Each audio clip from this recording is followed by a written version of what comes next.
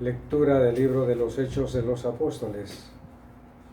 En aquellos días los guardias condujeron a los apóstoles ante el Sanedrín, y el sumo sacerdote los reprendió, diciéndoles: les hemos prohibido enseñar en nombre de ese Jesús.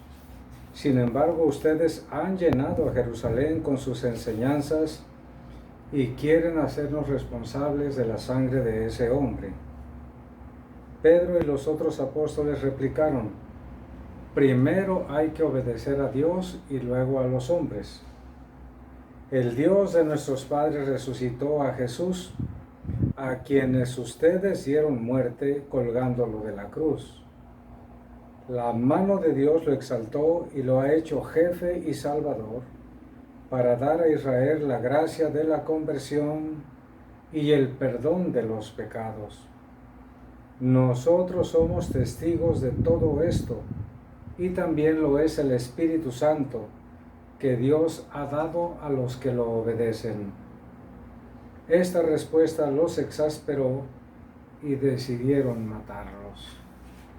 Palabra de Dios. Te alabamos, Señor. Del Santo Evangelio según San Juan. El que viene de lo alto está por encima de todos, pero el que viene de la tierra pertenece a la tierra y habla de las cosas de la tierra. El que viene del cielo está por encima de todos. Da testimonio de lo que ha visto y oído, pero nadie acepta su testimonio.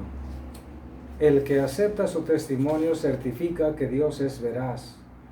Aquel a quien Dios envió habla palabras de Dios, porque le ha concedido su Espíritu sin medida.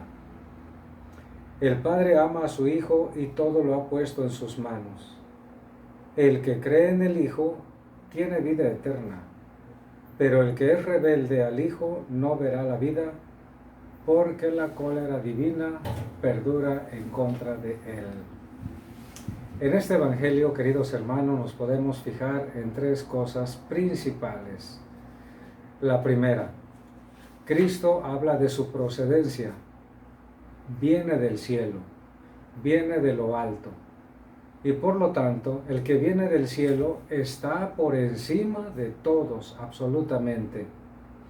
Ya en el Antiguo Testamento Dios había enviado a los profetas, pero eran hombres, diríamos hombres ordinarios, aunque revestidos, eso sí, del espíritu de profecía, elegidos por el Señor, pero eran hombres. En cambio, Cristo no solamente es hombre, sino que es Dios en persona. Por eso lo que Él habla, lo que Él anuncia, es lo que ha visto en el cielo, es lo que ha oído al Padre, y lo transmite con la fuerza y el poder de Dios Espíritu Santo. Segundo, luego dice: el que es de la tierra habla puras cosas de la tierra. Y es aquí donde nosotros podríamos examinarnos. ¿Cuál es ordinariamente nuestro lenguaje? ¿De qué es lo que hablamos ordinariamente? El que es de este mundo habla solamente de las cosas temporales, del trabajo, de la salud, del clima, de los problemas, de los conflictos, de la política, de la economía. Pero no se le ocurre hablar de la salvación, de Dios, de la Santísima Trinidad, de los sacramentos, de la misa, etc. Hay que pensar, por lo tanto, queridos hermanos, que debemos ponernos más a disposición de las cosas celestiales. No vaya a ser que seamos bien terrenales, bien temporales, y que estemos descuidando de manera terrible las cosas espirituales. El que es de lo alto habla de las cosas del cielo. El que es de este mundo solo habla de las cosas temporales. Y por lo mismo, el que es solo de este mundo, pues actúa conforme a lo que habla. El que habla de las cosas de Dios lo va a demostrar con sus hechos, la fraternidad, el amor a Dios, el cumplimiento de los mandamientos, el buen trato a los demás, etc. Es decir, tiene que haber coherencia entre lo que se cree, entre las palabras y las obras.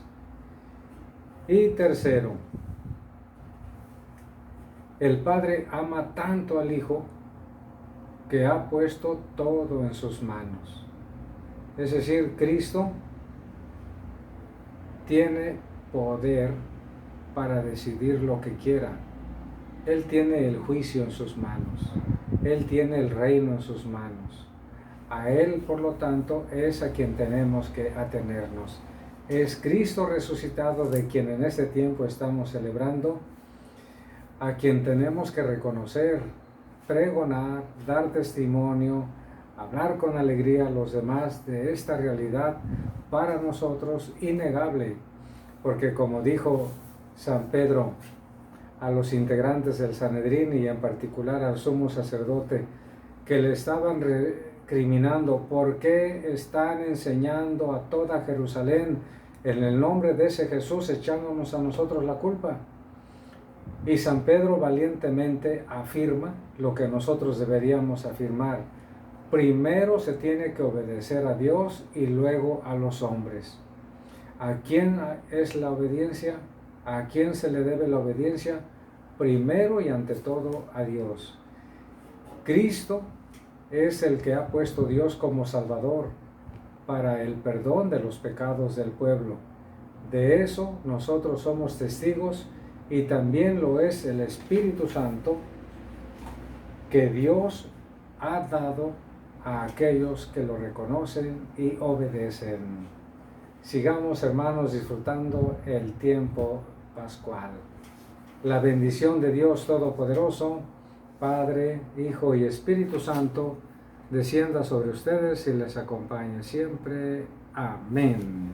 Hasta pronto, hermanos.